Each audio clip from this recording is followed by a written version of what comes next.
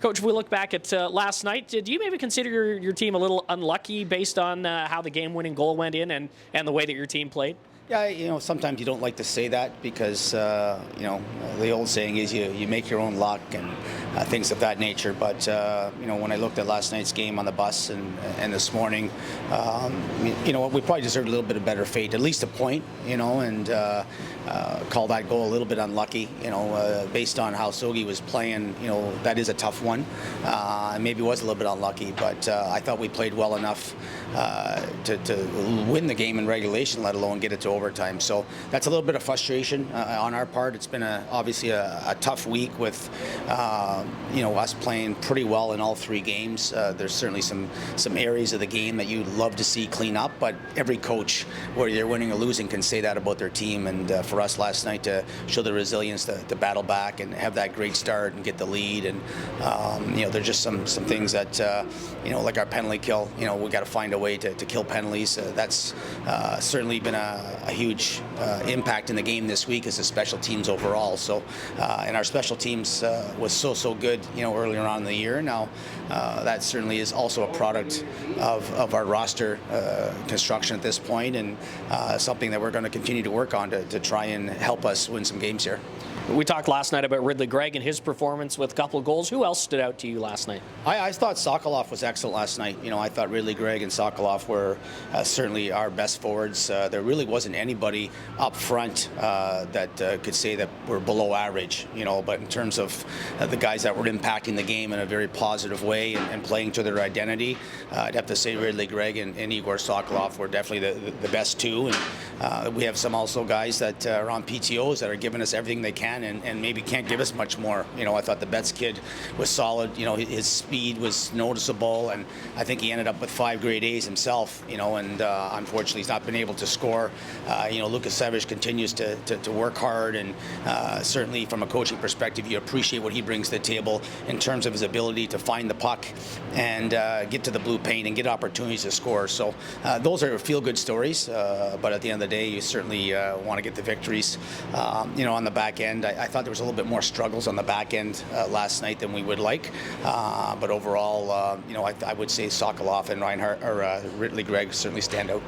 Talking about the penalty kill, the hope was that with Dylan Hetherington back, that would bolster that unit a little bit, but he was in the box twice last night, which I guess makes it a little bit difficult for him to help there. Yeah, absolutely, and I thought the first call was a little bit of a call that you'd like to see. Those type of calls are usually not even a consideration, but when your number one penalty kill in D's in the penalty box, obviously it's the next guy up mentality, and Aspero and JD, who have been real good penalty killers over their careers, were out for both goals, and that's certainly part of their strengths and needs to be part of their strengths. So they got to find a way to get the job done. Both penalty kill goals were very, very preventable, and lack of execution on our part, and that's something that Sexy is addressing this morning with some video, and hopefully we'll see better from the penalty killing unit tonight.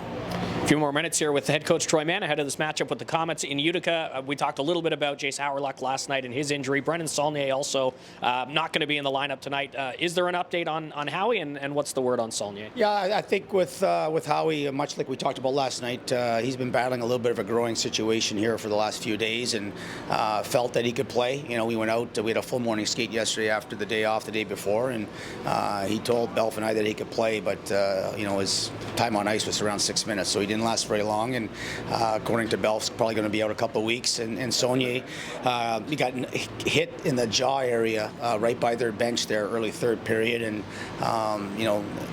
those situations there when you get hit in the head issues that have are quite the story here in the last few years. We're going to be more precautionary with him, but likely probably 10 days to 2 weeks for him as well. Looking at tonight's game, Antoine Bibo is going to get the start. Is there any concern about his performance after 5 games off? I guess, how confident are you in him, given that this is one of the longest stretches he's gone without playing this year? Yeah, well, Bibo's a great pro. He puts the work in, and work ethic is certainly one of his major strengths. So, him and Petey been doing extra, and obviously with the Christmas break and things of that nature, and us just wanting to run with Sogard a little bit, and the schedule has allowed for that. Tonight is a night where he needs to to be good, right? And Sogi's already played 3 games this week and a little bit under the weather as well. So it's Bibo's turn to step up, and he's done it before this year where he's come in and give us a great performance to help us lead us to victory. What are the keys tonight against a Comets team that's pretty hot right now? Yeah, I think when you look at the Comets, they're play a very similar game to Rochester, but when we're looking at what their strengths and weaknesses are, they're the #1 rush team in the AHL right now, at least according to Sport Logic and the analytics that we all follow. So that doesn't surprise me based on our first 2 games that they like to go up and down the sheet and create offense off that second rush. So that's certainly something that we're going to have to be aware of, and the players know that. We gave up a goal in this building last time we were here with not enough F3 protection in OZP, and next thing you know, they're off to the races and in the back of the net. So that's certainly going to be the #1 key for us. They got a good forecheck as well, so we're going to have that D2 in that center ice position or that low forward back and helping our D1. And the only way you can break good forechecking teams is to be able to get those 3 guys back and create a little bit of a 3-on-2 low, because ultimately their forecheck is very similar to us, where the 1 and the 2 are right in the faces, or we want the 1 and 2 right in the faces of those 2 first guys back. So that's something else we'll look to do, and obviously take advantage of some of their weaknesses. No team is all full of strengths, and we have made the players aware of what their strengths and weaknesses are, and now we just got to hopefully be good against their strengths and expose maybe a couple of their weaknesses. And lastly, it is New Year's Eve, so I figured we'd check in. Any New Year's resolutions for either yourself or for this hockey club turning the calendar over? Well, from my perspective individually, I don't really look into those things too much. But certainly from a team perspective, we'd love to, maybe get it healthy, or have both the Sens and the B Sens get a little bit healthy. It's certainly a little bit of Groundhog Day on a daily basis when you keep looking at the roster. And today we have to go 11-7 because we don't have enough healthy forwards to put 12 in. So it's next man up mentality, and you can't make excuses, and it's about opportunity, and it's about resilience, and it's about a mindset, and hopefully tonight we can get 2 points and break this 3-game streak and get back in that playoff picture, because it is very, very close, but we still certainly don't want to fall too far behind here. Thanks, Coach. Happy New Year. Okay, Happy New Year to you, Footy. Troy Mann.